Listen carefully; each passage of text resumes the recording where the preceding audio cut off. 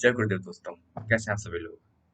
आप सभी लोगों का बहुत बहुत स्वागत है मेरे इस चैनल पे, जहाँ मैं आप लोगों को पढ़ा रहा हूँ गीता और गीता से जुड़ी कुछ बातें। आशा करता हूँ दोस्तों आप सभी बहुत चुस्त पुस्त और मंगल पे होंगे। आइए चलते हैं गीता की तरफ। तो जहाँ कल मैंने आपको बताया था कि अभी अर्जुन ने ये निश्चित कर लिया है कि वो युद्ध नहीं लड़ेंगे, और भगवान श्री कृष्ण अर्जुन को ये समझा रहे हैं कि युद्ध लड़, युद्ध की नियति युद्ध लड़, अपना कर्म का पालन कर, अपना कर्म को सिद्ध कर, अपने कर्म के कर्तव्य के अनुसार अपना कर्म कर और आगे बढ़ और युद्ध लड़, बिना डरे, बिना घबराए। तुझे ये युद्ध अनिति और अत्याचार के खिलाफ लड़ना है। और भगवान श्री कृष्ण ने ये भी समझाया कि आत्मा क्या है, क्या नश्वर है, क्या अनश्वर है, क्या शाश्वत है, क्या रियल है, क्या चेंजलेस है और क्या एवर चेंजिंग है। भगवान श्री कृष्ण ने अर्जुन को आत्मा और देह और शरीर का ज्ञान ज्ञान दिया। उससे पहले हमने ये देखा था कि अर्जुन की दुविधा क्या थी। अर्जुन अर्जुन बहुत ही स्नेह में है, किसके साथ? भीष्म पितामह के साथ, द्रोणाचार्य के साथ, उनके जो भाई है, उनके जो मित्र है, उनके मामा, उनके चाचा, उन लोगों के साथ वो बहुत ही ज़्यादा स्नेह में, बहुत अटैचमेंट है। जैसा कि आपको पता होगा कि जैसे जो द्रोणाचार्य है, द्रोणाचार्य कौन है? वो अर्जुन के गुरु हैं, जिन्होंने उसे धनुर्धर की विद्या सिखाई गुरुकुल में। तो इसी तरीके से द्रोणाचार्य को बताया गया attachment towards the knowledge, towards the practical knowledge. और भीष्म पितामह, भीष्म पितामह कौन है? भीष्म पितामह वो है जिन्होंने अर्जुन को वो सिखाया। क्या सिखाया? अर्जुन को स्नेह दिया, अर्जुन को प्यार दिया, अर्जुन को सब कुछ दिया, सबसे पहले उनको मान दिया। अर्जुन इस दुविधा में है कि युद्ध कैसे लड़ा जाए। ठीक है, अब आप देखते हैं कि इस युद्ध में हम तीन लोगों को देखते हैं। एक तो कौन? दुर्योधन। एक कौन? अर्जुन। और एक श्री भगवान कृष्ण। ठीक है, दुर्योधन दुर्योधन वो इंसान है जो बिना सोचे समझे कार्य करता है। अभी वो बहुत एक्साइटमेंट में है, बहुत खुश है, बहुत आनंदित है कि वाह, युद्ध लड़ने का मौका मिलेगा, वाह, मैं युद्ध लड़ूंगा। लेकिन उसे इस चीज का परिणाम नहीं पता कि आगे परिणाम क्या होने वाला है। और इसी तरह वो अंत तक अपना दुख भोगता है। वो अपनी आंखों के सामने अपने 100 भाइयों की मृत्यु होते हुए देखता है। तो इससे बड़ा दुख क्या है दोस्तों? ठीक है, दूसरी तरफ कौन है? अर्जुन। अर्जुन जो पराक्रमी है, महारथी है, धनुर्धर है, जिसको हर चीज का ज्ञान है और जो भगवान का भक्त है, वो इस समय बहुत दुविधा में है, बहुत चिंता में है, बहुत चिंता मग्न है, क्योंकि उसके दिमाग में विचार है, उसके अंदर विचार करने की शक्ति है। तो इसलिए से वो अभी बहुत दुखी है, अभी वो बहुत डाउट में है। और यही जो खूबी है उसकी, वो भगवान श्री कृष्ण को भा गई, क्योंकि उसने अब भगवान श्री कृष्ण के सामने पूरा समर्पण कर दिया। तो यहाँ से आप देख सकते हैं एक शिष्य और एक गुरु की एक महिमा को, और भगवान श्री कृष्ण की एक और लीला को। और तीसरी तरफ कौन है? भगवान श्री कृष्ण है, जो विचार के उस पार है, जिनको पता है। अर्जुन और श्री कृष्ण, तो अर्जुन विचार के उस तरफ है और भगवान श्री कृष्ण विचार के पार है। भगवान श्री कृष्ण अर्जुन से कह रहे हैं कि नदी यदि तुझको पार करनी है, तो नदी के अंदर कूद के ही तू नदी को पार कर सकता है। इस तरीके से यदि तेरे को अपने विचारों के परे जाना है, तो विचारों में कूद और ये डिसाइड कर कि क्या सही है, क्या उचित है और क्या गलत। अपने कर्मों से भाग मत, अपने कर्मों से भाग मत। और इस तरीके से जो भगवान श्री कृष्ण ने एक बहुत ही अच्छा शब्द यहाँ पे यूज करा है गीता में, उनको अर्जुन को नपुंसक बताया है उस समय। मतलब अर्जुन नपुंसक नहीं है, लेकिन जो उनकी जो व्यथा है उस समय, उनकी जो मनोस्थिति है, उसको नपुंसक स्थिति बताया है कि नपुंसक की तरह तू कैसे व्यवहार कर रहा है। तेरे जैसा योद्धा, तेरे तेरे जैसा क्षत्रिय, इस तरह की बातें तुझको बोलना शोभा नहीं देता। और तू ये भी सुन, जरूरी थोड़ी है कि युद्ध में तू ही जीतेगा, क्या पता सामने वाला जीत गया तो। देखिए भगवान श्री कृष्ण का समझाने का तरीका देखिए।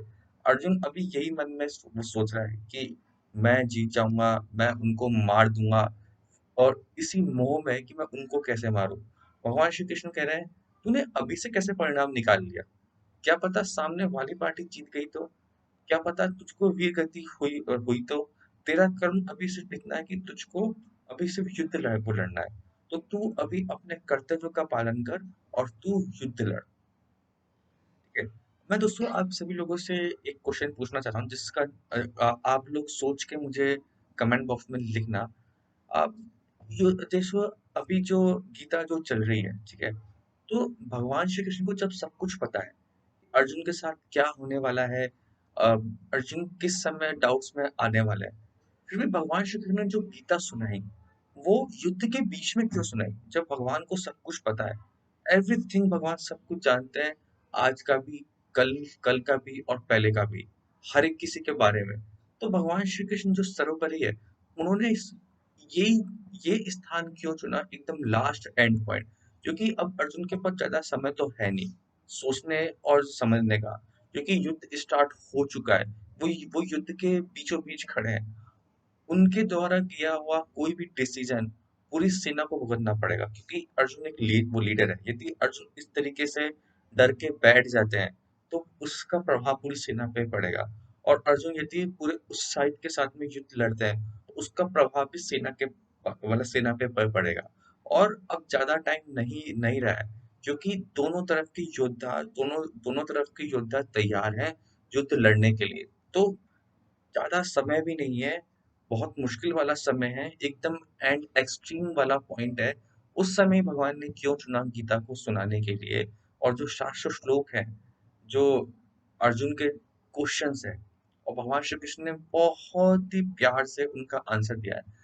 तो ये जगह ही क्यों चुनी? तो मैं चाहता हूँ कि आप इसका जवाब सोचिए और मुझको कमेंट्स बॉक्स में मुझको लिख के बताइए आपके जो विचार है, आप क्या समझते हैं, या अभी तक आपने क्या सीखा, उसके बेसिस पे आप मुझे इसका आंसर दीजिए। ठीक है। तो हमने ये देखा कि बहुत अच्छी सब व्यू रचना की थी, एक प्लॉट मैंने आपको आपको डिस्क्राइब करा, और भगवान ने ये बताया कि जो आत्मा है वो नश्वर है, आत्मा कभी मर नहीं सकती है। तो तू इसका ख्याल छोड़ दे और तू स्नेह का ख्याल छोड़।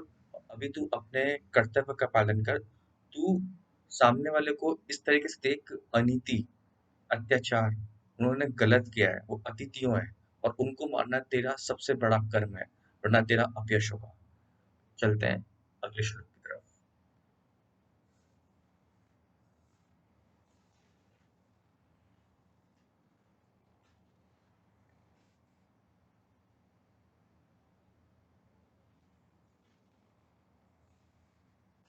वेदा विनाशिनः नित्यं ये हनुमन्जना व्ययम् कथं स पुरुष पार्थ के घातयति हन्ति कमान्।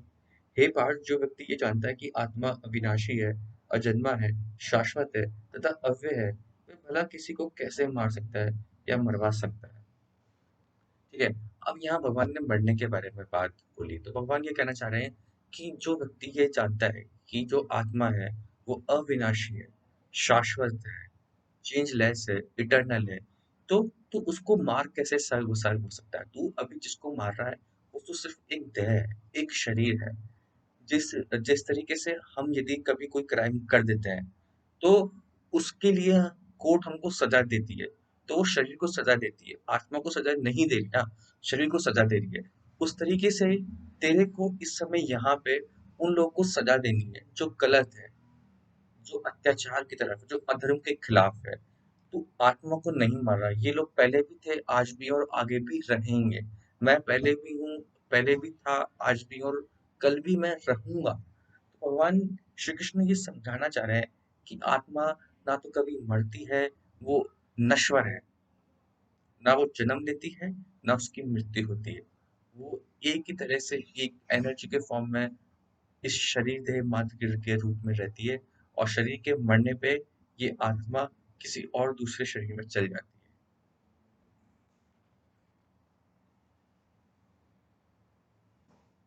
अगला श्लोक। वसांसि जीर्णानि तथा विहा नवानि गृह्यते नरोपराणि तथा शरीराणि विहा जीर्णा नयानि सयतनानि देहि। जिस प्रकार मनुष्य पुराने वस्त्रों को त्याग कर नए वस्त्र धारण करता है, उसी प्रकार आत्मा पुराने तथा व्यर्थ के शरीर को त्याग कर नवीन भौतिक शरीर धारण करता है। ठीक है। जैसे कि मैंने पहले भी आपको बताया था इस श्लोक के बारे में। इस श्लोक का जो तात्पर्य है वो मैं आपको समझा चुका हूँ पहले ही। एक बार और फिर हम इस श्लोक के तात्पर्य को देखते हैं। एक बार और अब हम इस श्लोक के तात्पर्य को देखते हैं। अ, जैसा कि अ, अ, ये कहना चाह रहे हैं कि जो आत्मा है, ये आत्मा के बारे में अब भगवान श्री कृष्ण बता रहे हैं कि आत्मा का स्वभाव कैसा है। तो आत्मा हमारे शरीर में होती है, और जिस तरीके से अ, शरीर के बूढ़े हो जाने पे हम शरीर को चेंज करते रहते हैं। मतलब जिस तरीके से कपड़ा होता है, यदि कोई कपड़ा गंदा हो जाता है तो हम इस कपड़े को हटा के दूसरा नया कपड़ा पहन लेते हैं। उस तरीके से ही आत्मा का स्वभाव बताया है कि जब शरीर बूढ़ा होने लग जाता है, जब शरीर अ, मृत्यु के निकट होता है, और जब वो मृत्यु को प्राप्त हो जाता है तो आत्मा उसके शरीर से निकल कर किसी नए शरीर में as a newborn baby के अंदर स्थापित हो जाती है, उसके अंदर वो चल जाती है। तो इसमें ये बताया है कि आत्मा द फ्लो ऑफ एनर्जी वो कभी नहीं मर रही, वो अटल है, वो सत्य है, वो शाश्वत है। तो शरीर है, वो ही चेंज होता जा रहा है।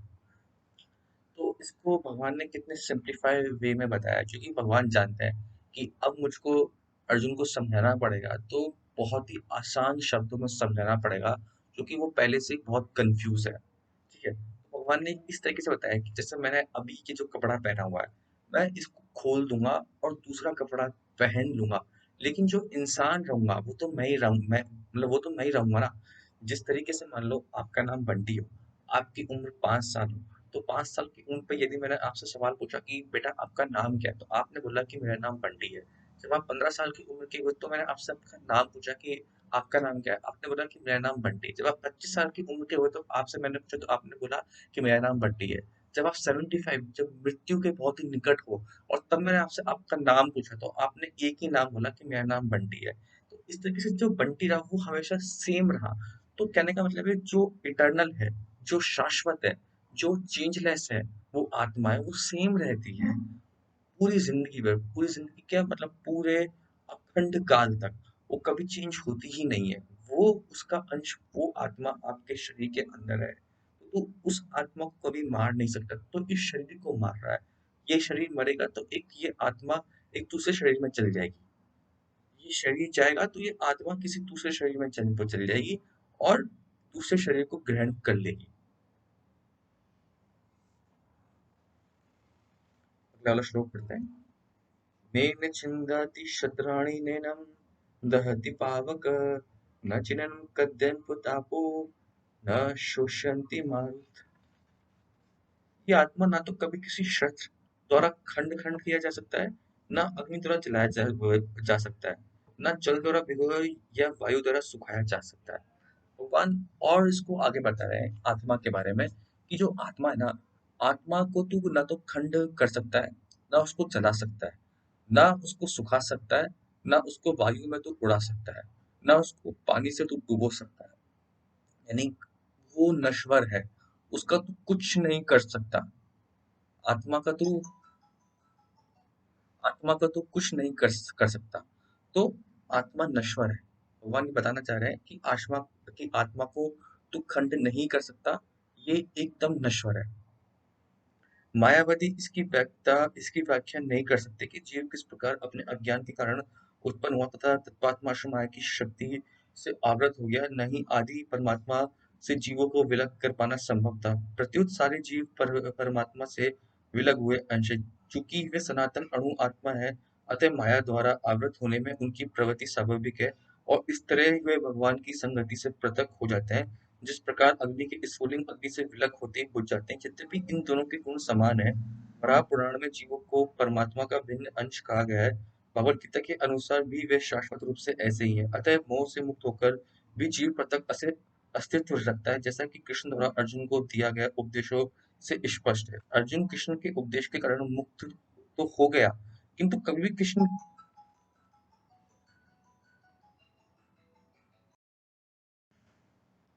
मायावादी इस व्याख्या नहीं कर सकते कि जीव किस प्रकार अपने अज्ञान के कारण उत्पन्न हुआ है और तत्पश्चात माया की शक्ति से आवृत हो गया है। न ही आदि परमात्मा से जीवों को विलग कर पाना असंभव था। पर सारे जीवन परमात्मा से विलग ही हुए अशेष, चूंकि वे सनातन अणु आत्माएं अतः माया द्वारा आवृत होने में उनकी प्रवृत्ति स्वाभाविक है और इस तरह से वे भगवान की संगति से पृथक हो जाते हैं। जिस प्रकार अग्नि के स्फुलिंग अग्नि से विलग होती बुझ जाते हैं, वो यद्यपि इन दोनों के गुण समान होते हैं। वराह पुराण में जीवों को परमात्मा का भिन्न अंश कहा गया है। भगवत गीता के अनुसार भी वे शाश्वत रूप से ऐसे ही है। अतः मोह से मुक्त होकर ही भी जीवन पृथक से अस्तित्व रहता है, जैसा कि कृष्ण द्वारा अर्जुन को दिए उपदेशों से स्पष्ट है। अर्जुन कृष्ण के उपदेश के कारण मुक्त हो तो गया है, किंतु कभी भी कृष्ण से एकाकर नहीं हुआ। तो अब भगवान श्री कृष्ण अर्जुन को ज्ञान देते हैं कि तुझे कैसा कर्म करना है। तो आइए आने वाले श्लोक को पढ़ते हैं।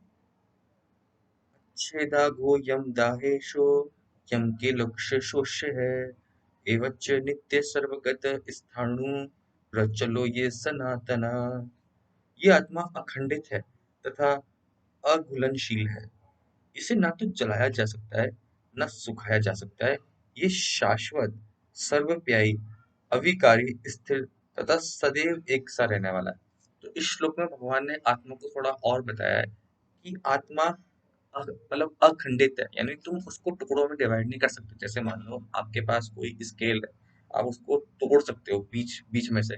इस शरीर को आप काट सकते हो, हाथ को काट सकते हो। शरीर की एक एक डेट होती है, एक एक्सपायरी डेट डेट मान लो। अ, लेकिन आत्मा की कोई एक्सपायरी डेट नहीं है। आत्मा अखंडित है और आत्मा किसी में घुल नहीं सकती। जिस तरीके से नमक और पानी दोनों आपस में घुल जाते हैं, लेकिन आत्मा कभी भी किसी भी चीज में नहीं घुलती है। तो भगवान श्री कृष्ण ने ये समझाया है। अणु आत्मा के इतने सारे गुण ये सिद्ध करते हैं कि आत्मा पूर्ण आत्मा का अणु अंश है और बिना किसी परिवर्तन के निरंतर उसी उसी तरह बना रहता है। इस प्रसंग में और अतिवाद का व्यक्त करना कठिन है, क्योंकि अणु आत्मा कभी भी परम आत्मा के साथ मिलकर एक सा नहीं हो सकता। भौतिक कल्मश से मुक्त होकर अणु आत्मा भगवान के तेज की किरणों को आध्यात्मिक स्फुलिंग बनकर रहना चाह सकता है। किंतु बुद्धिमान जीव तो भगवान की संगति करने के लिए वैकुंठ लोक से प्रवेश करता है। सर्वगत शब्द महत्वपूर्ण है, क्योंकि इसमें से कोई संशय नहीं है कि जीव भगवान की समग्र विश्व सृष्टि में फैले हुए हैं। वह जल, थल, वायु, पृथ्वी के भीतर तथा अग्नि के भीतर ही रहते हैं। जो ये जानते हैं कि अग्नि में स्वाहा हो जाते हैं, वे ठीक नहीं है, क्योंकि ये कहा गया है कि आत्मा को अपनी द्वारा जलाया नहीं जा सकता।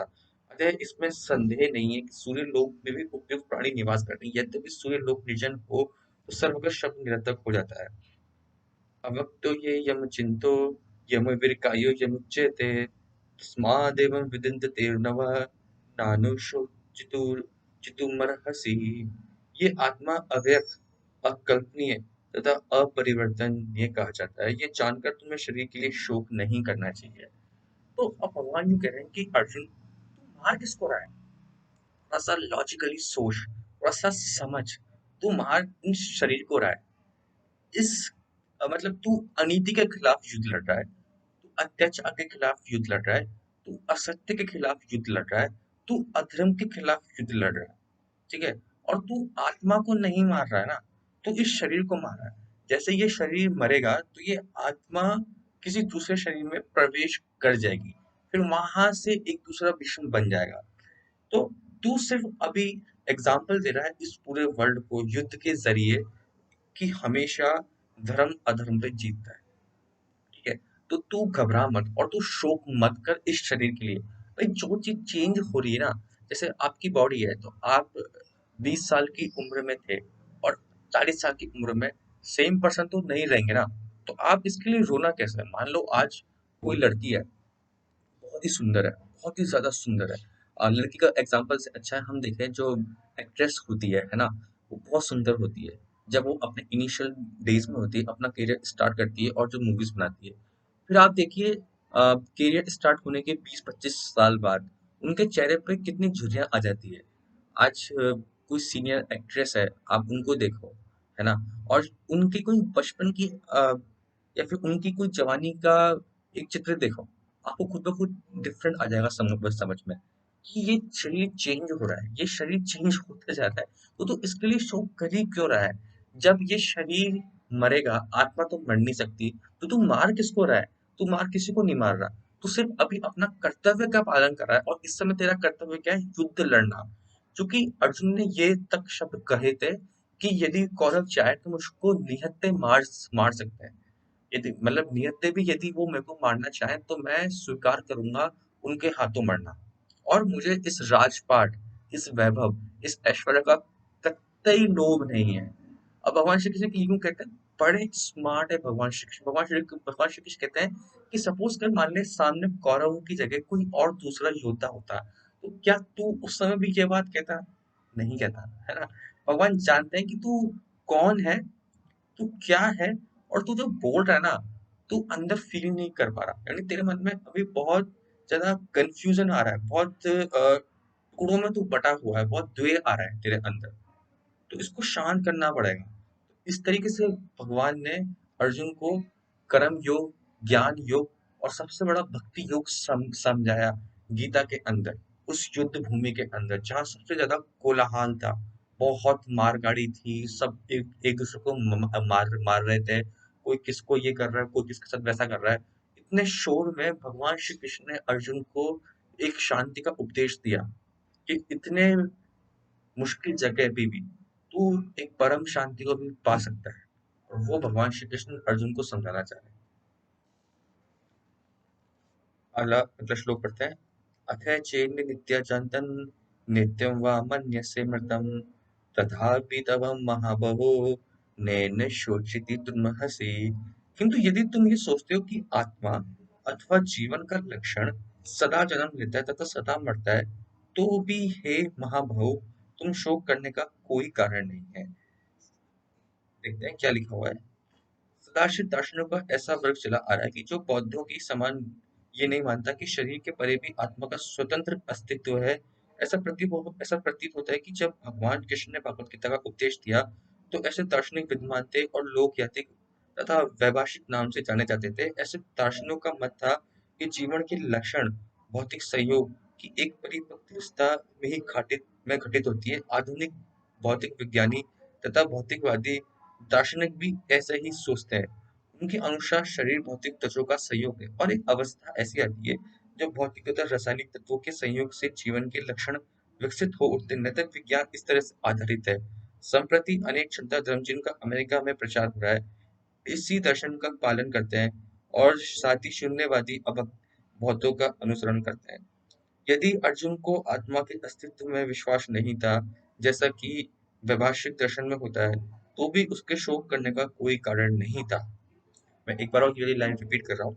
यदि अर्जुन को आत्मा के अस्तित्व में विश्वास नहीं था, तो भी वैभाषिक दर्शन में होता, तो भी उसे शोक करने का कोई कारण नहीं था। कोई भी मानव थोड़े से रसायनों की क्षति के लिए शोक नहीं करता है और अपना कर्तव्य पालन नहीं त्याग देता है। दूसरी ओर आधुनिक विज्ञान तथा वैज्ञानिक युद्ध में शत्रु पर विजय प्राप्त करने के लिए न जाने कितने टन रसायन फूंक देते हैं। वैभाषिक दर्शन के अनुसार आत्मा शरीर के क्षय होते ही लुप्त हो जाता है। अगर प्रत्येक दिशा में चाहे, अर्जुन इस वैदिक मान्यता को स्वीकार करता है कि अणु आत्मा का अस्तित्व है, या है कि वह आत्मा के अस्तित्व को स्वीकार नहीं करता, इसके लिए शोक करने का कोई कारण नहीं था। इस सिद्धांत के अनुसार चूंकि पदार्थ से प्रत्येक क्षण असंख्य जीव उत्पन्न हो रहे हैं और नष्ट हो रहे हैं, अतः ऐसी घटना के लिए शोक करने की कोई आवश्यकता ही नहीं है। यदि आत्मा का पुनर्जन्म नहीं होता, तो अर्जुन को अपने पितामह तथा गुरु के वध करने के पाप फलों से डरने का कोई कारण नहीं था। वापस रिपीट करता हूँ, ये बहुत इंपॉर्टेंट लाइन है। यदि आत्मा का पुनर्जन्म नहीं होता, तो अर्जुन को अपने पितामह तथा गुरु के वध करने के पाप फलों से डरने का कोई कारण नहीं होता। किंतु साथ ही कृष्ण ने अर्जुन को व्यंग्यपूर्ण महाबाहु कहकर संबोधित किया, क्योंकि उसे वैभाषिक सिद्धांत स्वीकार नहीं था जो वैदिक ज्ञान के प्रतिकूल है। क्षत्रिय होने के नाते अर्जुन का संबंध वैदिक संस्कृति से था और वैदिक सिद्धांतों का पालन करते रहना ही उसके लिए शोभनीय था। अर्जुन क्षत्रिय था और क्षत्रिय का धर्म होता है लड़ाई करना, युद्ध लड़ना। तो उनके लिए सर्वश्रेष्ठ कर्म ये था कि वो युद्ध लड़े, वो युद्ध में जाएं और सामने वाले शत्रु पर प्रहार करें। जब उनको आत्मा का ज्ञान हुआ कि जब मैं आत्मा को जब मैं मार ही नहीं सकता, तो उनके जो पाप है, जो भीष्म पितामह द्रोणाचार्य कृपाचार्य के जो पाप है, उनके फलों से मैं डरूं क्यों? सिंपल सी बात है ना कि उनको तो पाप मिलेगा ही सही। उनके उनके जो शरीर ने जो पाप करा है, उसके पाप का फल तो शरीर भोगेगा ही सही। और आत्मा कभी मरती नहीं है, वो चेंज होती नहीं है, वो एक शरीर से निकल के दूसरे शरीर में चली जाएगी। तो फिर इस शरीर से मोह कैसा? और इस समय उसको अपने कर्तव्य की पालन करना चाहिए। अगला श्लोक। जातिसे हि ध्रुव मृत्युंधव जन्ममृतस्य च तस्मादपि हरिथे तन्तत्वशोति हसी। जिसने जन्म लिया है उसकी मृत्यु निश्चित है और मृत्यु के पश्चात पुनर्जन्म भी निश्चित है। अतः अपने अपरिवर्तित कर्तव्य पालन में तुम्हें शोक नहीं करना चाहिए।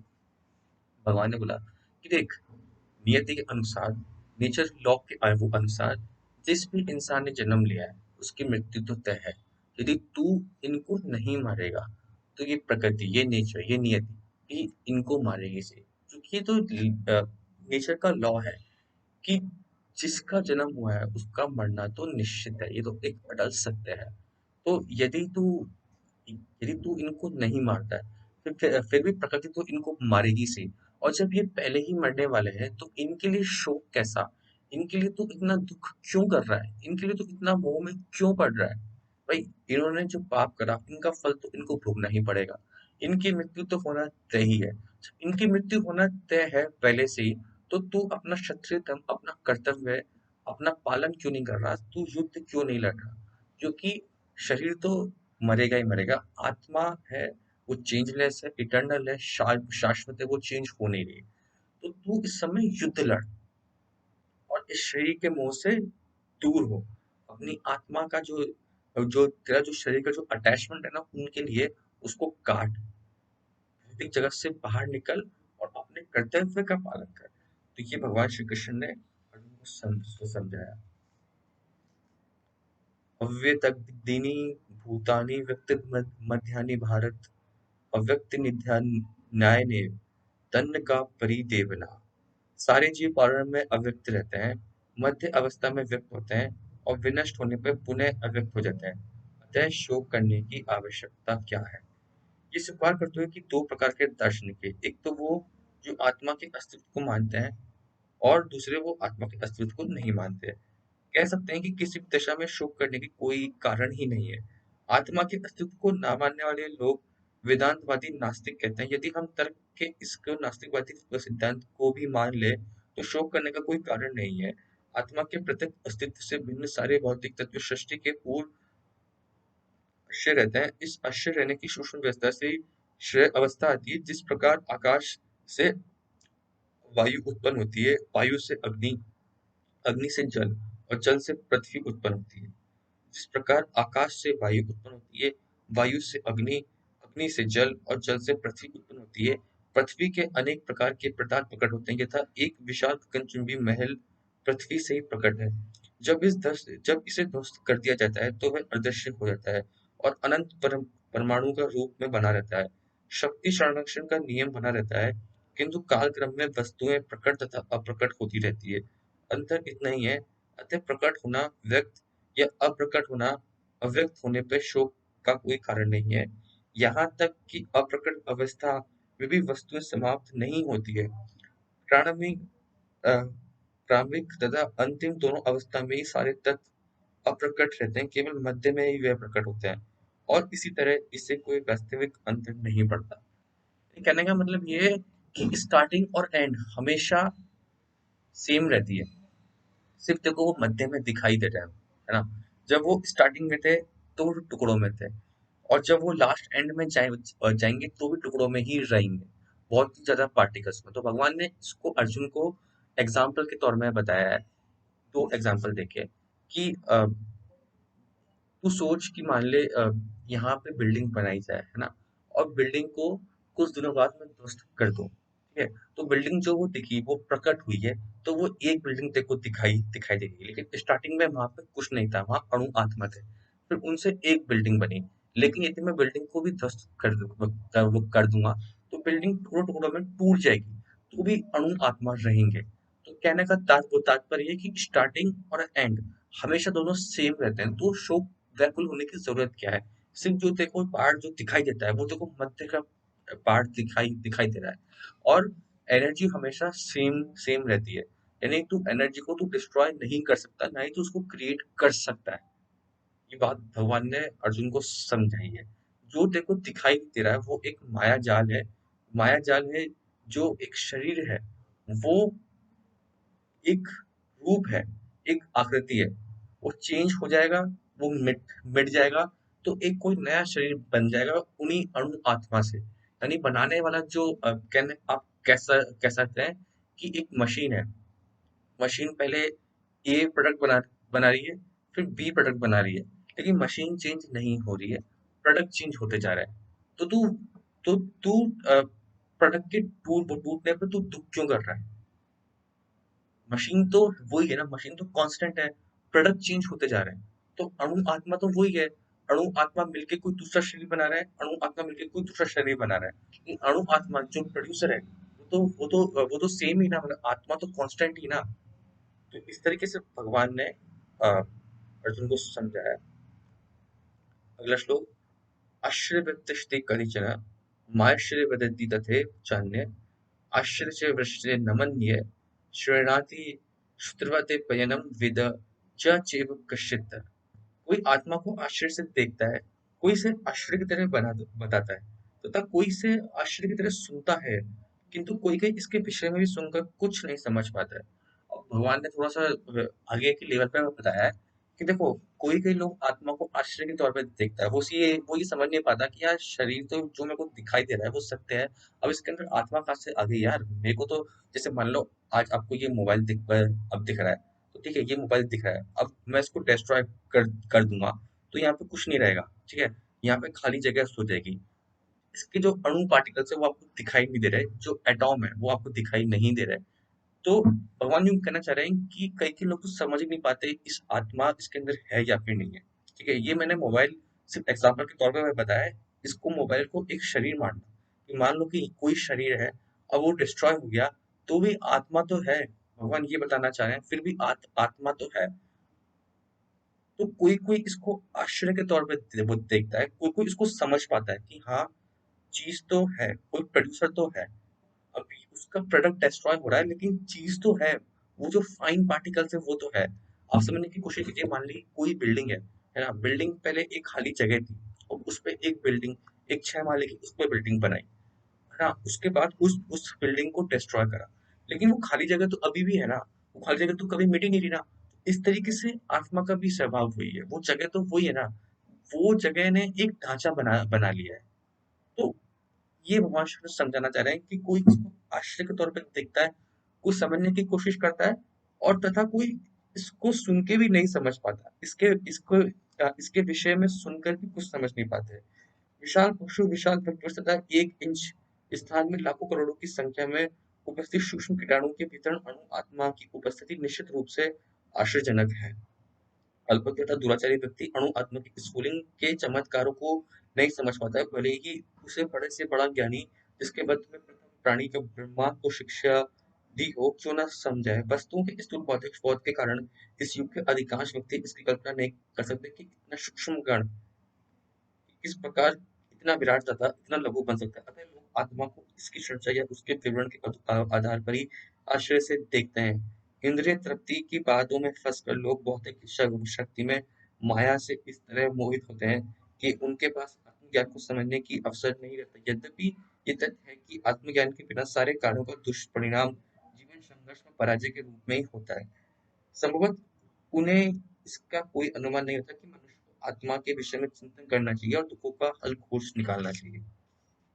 ऐसे थोड़े से लोग हैं जो आत्मा के विषय में सुनने के इच्छुक है, जो अच्छी संगति पाकर भाषण सुनते हैं, किंतु कभी कभी अज्ञानवश वे परमात्मा तथा अणु आत्मा को एक समझ बैठता है। देखो एग्जाम्पल के लिए लोग कई के लोग ऐसे बोलते हैं कि देखो जो नदी है वो कहाँ मिल रही है, सागर में मिल रही है। तो इस तरीके जो हमारी जो आत्मा है वो कहाँ मिल रही है, वो परमात्मा में मिल रही है। ये बात गलत है, ये बिल्कुल सरासर बिल्कुल बात झूठ है, इस बात में बिल्कुल सत्य नहीं है।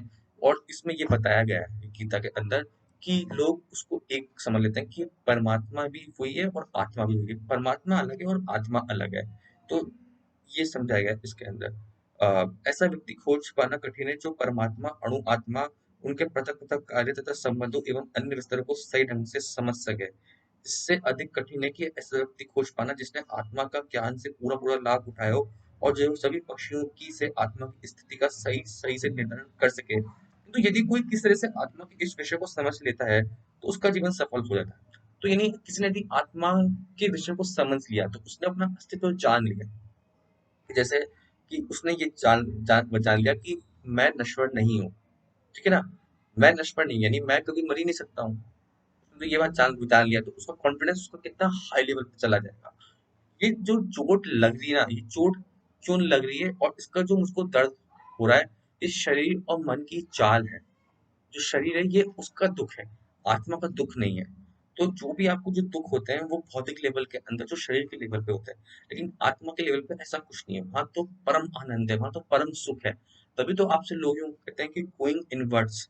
गोइंग इनवर्ड्स का मतलब क्या है कि आप अपनी आत्मा की तरफ चाहिए। आप देखिए अपनी आत्मा की तरफ। जब आप भजन करते हैं, जब आप कीर्तन करते हैं, जब आप भगवान की संगति में आप रहते हैं, तो आत्मा बहुत खुश होती है और इसका आनंद आत्मा को मिलता है और उसके आनंद की वजह से आपका रोम रोम प्रचलित उठ पड़ता है। लेकिन यदि आप देखें कि आप यदि भौतिक जगत में रहते हुए आप इसको इसके विषय को नहीं मानते हैं कि आत्मा भी होती है या फिर ऐसे ऐसा भी कुछ होता है, तो गीता के अनुसार कि आपको फिर बहुत दुख झेलने पड़ेंगे। ये इसमें समझाया गया है। तो आत्मज्ञान का तो आत्मा के ज्ञान के बारे में भगवान श्री कृष्ण ने अर्जुन को समझाया। पर कृष्ण को इस रूप में जानना शुद्ध भक्तों की अथय बुद्धि कृपा से ही होता है और अन्य किसी उपाय से नहीं। तो यानी इसमें लिखा हुआ है यदि आपको ये ज्ञान जानना है ना, तो आपको सरेंडर करना करना पड़ेगा, आपको एक्सेप्ट करना पड़ेगा अपने आप को, उसके बाद ही आप जान पाओगे। Without acceptance and without surrender you cannot take the wisdom of Shri Krishna. He is eternal. He has vivek. He has and wisdom. So if you want to take the wisdom of Shri Krishna, you have to surrender yourself in the feet lotus of Shri Krishna, and then you will take the knowledge of Shri Krishna. तो इसमें ये बताया कि आपको उनका भक्त बनना पड़ेगा और उनके सामने आपको सरेंडर करना पड़ेगा, तभी आप उनसे पूरा ज्ञान ले पाएंगे। अगला श्लोक। देहि नित्यवतो विदेह देहे सर्वस्य भारत तस्मात् सर्वाणि भूतानि न तवम शोचानि तुम हर्षि। हे भरतवंशी, शरीर में रहने वाले देह का कभी भी वध नहीं किया जा सकता, अतः तुम्हें किसी भी जीव के लिए शोक करने की आवश्यकता नहीं है। मतलब भगवान यूं कहना चाहते हैं कि भाई देख, ये शरीर है, ये जो जो इस धरती पे आया है, जो इस प्रकृति में आया है, उसका मरना तो तय है। सिवाय कुछ लोगों के जो अमर है, जैसे हनुमान जी है और कई कई लोग हैं जो अमर हैं, लेकिन वो भगवान है जो कॉमन पर्सन है, जो जो इस धरती पे आए हैं, उनका मरना तो तय है, ये एक अटल सत्य है। ठीक है? तो तू इनके लिए शोक क्यों जता रहा है? जब तू किसी अंदर के अणु को जब तू मार ही नहीं सकता है, तो ये जो तेरे को जो दिखाई दे रहा है ना, वो एक आकृति है। आप इसको सपोज करो, अमोबिया होता है, अमोबिया, है ना? अमोबिया प्लांट होता है एक, जो पानी के अंदर पाया जाता है ना? तो आप अमोबिया ना कैसे भी शेप ले सकता है, ठीक है? शेप कैसे लेता है जो, अब आप उसको समझने की कोशिश करें कि अमोबिया एक आत्मा है ना? अब अमोबिया ने एक रेक्टेंगुलर शेप ले ली, तो हमको वो रेक्टेंगल दिखेगा, ठीक है? आत्मा ने एक इंसान का शेप ले लिया, यानी वो एक शरीर के अंदर चली गई है, तो हमको एक शरीर दिखेगा। इस तरीके से हर एक जीव, यानी पशु, जो पक्षी होते हैं और जो पक्षी होते हैं, उनके अंदर भी आत्मा है। वो सब किस चीज से डिफाइंड होती है? उनके पुराने कर्मों की वजह से उनको कौन सा शरीर मिला है, उस चीज पे वो डिपेंड करती है। ठीक है? यदि आप सत्कर्म करते हैं, आप सात्विक कर्म करते हैं, तो आपको एक इंसान का शरीर प्राप्त होगा और आपका जीवन अच्छा होगा। लेकिन यदि आप उसके विपरीत आप गलत काम करते हैं, आप दुष्कर्म करते हैं, आप बैड कर्मा करते हैं, गलत विचार करते हैं, गलत संगति में रहते हैं, तो मृत्यु के बाद आपका जो शरीर आपको जो मिलेगा ना, यानी जो आत्मा जो फॉर्म बनाएगी ना, वो उसी चेतना के वो अनुसार बनाएगी जिस जिस जिस चेतना में आप पहले थे। यानी आपको उससे लोअर ग्रेड का आपको शरीर मिलेगा, यानी आप पशु बनोगे, आप जानवर बनोगे, आप पक्षी बनोगे, जो भी जैसा भी आपको अपने पाप का आपको फल तो मिलेगा ही मिलेगा, तो आपको इस दुनिया में फल मिलेगा ही मिलेगा। तो कहने का मतलब ये है कि ये जो प्रकृति है ना, ये मतलब सेम कांस्टेंट है, इसमें आत्मा है और आत्मा एवर चेंजिंग, मतलब आत्मा कभी चेंज हो ही नहीं रही है। आत्मा चेंजलेस है। और चेंज क्या हो रहा है, ये शरीर चेंज हो रहा है। तो जो पहले था वो कल भी है और बाद में भी रहेगा। तो इस शरीर के लिए तू दुख क्यों जता रहा है भाई मेरे? ये भगवान श्री कृष्ण अर्जुन को समझाना चाह रहा है। अगला श्लोक। उससे पहले मैं ये वाला पैराग्राफ पढ़ना चाहूंगा। हाँ, तात्पर्य। अब भगवान अविकारी आत्मा के विषय अपना उपदेश समाप्त कर रहे हैं। अमर आत्मा का अनेक प्रकार से वर्णन करते हुए भगवान कृष्ण ने आत्मा को अमर तथा शरीर को नाशवान सिद्ध किया है।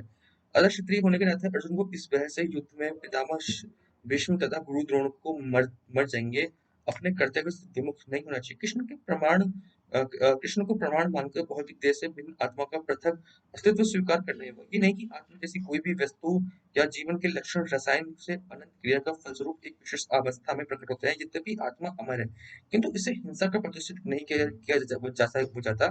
फिर भी युद्ध के समय हिंसा का निषेध नहीं किया जाता, क्योंकि तब तक इसकी आवश्यकता रहती है। ऐसी आवश्यकता को भगवान की आज्ञा के आधार पर ही उचित ठहराया जा सकता है, स्वेच्छा से नहीं। तो ठीक है, तो दोस्तों, आज के लिए इतना ही। तो मैं कंक्लूजन देता हूँ आपको। अभी तक क्या चल रहा है पूरा रिकैप करते हैं। और मतलब भगवान श्री कृष्ण ने अर्जुन को क्या क्या लॉजिक दिए, उनके क्या क्या लॉजिक थे, भगवान ने कैसे समझाया। तो अर्जुन ने वो स्टार्टिंग में कहा था कि हे केशव, आप मेरे को दोनों सेना के बीच में आप मेरे को ले चलिए, और मैं देखना चाह रहा हूँ कि कौन कौन मुझसे फाइट करने के लिए आया है। भगवान श्री मतलब भगवान श्री कृष्ण ने अर्जुन की ये वाली बात मानी, और वो उनको दोनों सेनाओं के बीच में ले गए। फिर उस समय अर्जुन देखते हैं कि सामने वाली पार्टी में उनके मित्र हैं, भीष्म पितामह हैं, द्रोणाचार्य है। अटैचमेंट उनको लगता है बहुत। और उनके मामा, उनके ताऊ, उनके चाचा और उनके परिजन लोग हैं। तो इससे उनको एक अटैचमेंट, उनको स्नेह और प्यार की अनुभूति होती है। उसके कारण अर्जुन बहुत ज्यादा डाउट, कॉन्फ्लिक्ट में आ जाते हैं कि जिन लोगों से मैं इतना प्यार करता हूँ, स्नेह करता हूँ, जो मेरे अपने हैं, मैं उनके खिलाफ युद्ध कैसे लड़ूं, उनके खिलाफ बाण कैसे चलाऊं। और अर्जुन मन ही मन में ये निश्चित कर लेते हैं कि चाहे कुछ भी हो, यदि वो मुझको मार देंगे ना, तो भी मुझको संतुष्टि है और मैं इसको स्वीकार कर लूंगा। इसके बाद अर्जुन अपना गांडीव को नीचे रख के रथ पे बैठ जाते हैं। उसके बाद अर्जुन भगवान श्री कृष्ण से क्वेश्चन पूछते हैं कि हे केशव, हे गोविंद, मुझे इससे बाहर निकालिए और मैं आपकी शरणागति में आ गया हूँ। और वो भगवान श्री कृष्ण को सरेंडर कर देते हैं। फिर भगवान श्री कृष्ण हंसते हैं, और उस समय अर्जुन ये लॉजिक देते हैं कि ज्ञान के अनुभव अनुसार यदि मैं अपने कुल को नष्ट करता हूँ, जो धर्म है उसके अनुसार यदि मैं अपने कुल को नष्ट करूंगा, तो कुल की स्त्रियां दूषित हो जाएगी और अवंशित संतानें पैदा होगी, यानी बुरी संतानें पैदा होगी, और कुल में बहुत ही अधर्म फैलेगा। आने वाले जो कार्य, जो योजना होगी, वो कभी सफल नहीं होगी और उसका पाप मुझको लगेगा। प्लस अर्जुन ये भी लॉजिक देते हैं भगवान के साथ वो सामने कि मैंने तो ये भी सुना है कि गुरु परंपरा के वो अनुसार यदि कोई शिष्य गुरु को मारता है तो उसको पाप जरूर लगता है, और ऐसा पाप मैं नहीं लूंगा। ठीक है। उसके बाद वो निश्चय कर लेता है कि उसको युद्ध नहीं नहीं लड़ना है। उसके बाद भगवान श्री कृष्ण अर्जुन पे मुस्कुराते हैं और यूं कहते हैं कि हे नपुंसक की तरह बातें मत कर। तूने ये पहले कैसे परिणाम वो ले लिया कि तू ही उनको मारेगा और तू विजयी होगा? क्योंकि अर्जुन बीच में भी ये कहते हैं कि मुझे इस राजपाट, इस वैभव की जरूरत नहीं है। तो भगवान श्री कृष्ण बड़ी डिप्लोमेटिक वे में ये बोला कि तूने ये कैसे डिसाइड कर लिया कि अभी तू ही जीतेगा? मान ले तू हार गया तो, मान ले सामने वाली पार्टी जीत गई तो सबसे पहले तो कंट्रोल कर कि तू सिर्फ अभी युद्ध लड़ने के लिए बंधित है। तेरा कर्तव्य अभी युद्ध लड़ने का है। जीत, हार जीत, सुख दुख, ये सब बाद की बात है। ये सब युद्ध का परिणाम बाद में होगा। अभी तो तू अपना कर्म कर युद्ध लड़ने का। फिर भगवान श्री कृष्ण ने उसके अहंकार को चोट दी, अर्जुन के अहंकार को चोट देते हुए बोला, हे नपुंसक। मतलब कितने सही शब्दों से भगवान ने उस समय वर्णन करा है कि तू नपुंसक जैसी बातें कर रहा है, एकदम कायरता वाली, एकदम दुर्बल हृदय वाली बातें कर रहा है। तो ये सरासर गलत गलत है। फिर भगवान ने अर्जुन को आत्मा का ज्ञान दिया कि जिस शरीर से, जिस देह से तू लोभ कर रहा है ना, वो तो वैसे ही वो नश्वर है। जो इस दुनिया में आया है वो तो वैसे ही मरेगा, और ये शरीर चेंज होता जा रहा है। आत्मा तो वही है। आत्मा ने इस शरीर को धारण करा हुआ है। लेकिन तू तू जिसको मार रहा है वो एक शरीर है, तो तू किसके खिलाफ युद्ध लड़ बोला क्या वो लड़ रहा है? अनीति, अत्याचार, झूठ, फरेब, इनके खिलाफ तू युद्ध लड़ रहा है और तू अपना कर्तव्य कर रहा है। और जो लोग आज हैं वो कल भी रहेंगे और वो पहले भी थे। तो जो आत्मा है वो पहले भी थी, आज भी और आगे भी रहेगी, क्योंकि तू उसको डिस्ट्रॉय नहीं कर सकता। ना ही तू उसको जला सकता है, ना ही तू उसको सुखा सकता है, ना ही तू उसको पानी में डुबो सकता है। वो नश्वर है, ना उसने कभी जन्म लिया है, और वो एकदम शाश्वत है, एकदम रियल है। वो चेंजलेस है, इटर्नल है। ठीक है, उसके बाद भगवान ने ये बताया कि कई कई लोग ये समझते हैं कि परमात्मा और आत्मा दोनों सेम ही है, और आत्मा परमात्मा में मिल जाती है। तो ये बात बहुत गलत है। बात परमात्मा अलग है और आत्मा अलग है। ठीक है, उसके बाद भगवान ने ये बोला कि तेरा इस समय सिर्फ एक ही कर्तव्य है कि तू धर्म के अनुसार सिर्फ तू युद्ध लड़, सिर्फ तू अभी तू कर्तव्य का पालन कर। तो अब क्या है, अर्जुन थोड़े से और कंफ्यूज हो रहे हैं, क्योंकि भगवान को तो कभी कभी ये बताया कि भगवान ने मतलब अहिंसा का मार्ग आप क्यों चुन रहे हो? जब आप मतलब क्या वो सॉरी, आप हिंसा का मार्ग क्यों आप चुन रहे हो? आप तो अहिंसा के राजा हो, तो आप अहिंसा से क्यों नहीं, तो आप अहिंसा के मार्ग पे क्यों नहीं चल रहे? आप हिंसा का मार्ग उसको क्यों बता रहे हो? तो भगवान इसका जवाब देते हैं कि मैं तेरे को युद्ध करने के लिए नहीं कह रहा हूँ, ना मैं तेरे को युद्ध के लिए बोल रहा हूँ। तू इस समय जो तू कह रहा है ना, तू अंदर से वो फील नहीं कर पा रहा। तू भी क्षत्रिय है, और क्षत्रिय का क्या धर्म क्या क्या रहता है कि युद्ध लड़ना उसका सबसे पहला धर्म है। तो अपने धर्म के अनुसार तेरे को कर्तव्य का पालन करना है। क्या करना है? अपने धर्म के अनुसार तेरे को कर्तव्य का पालन करना है। हम मनुष्य हैं, तो हमको क्या करना है?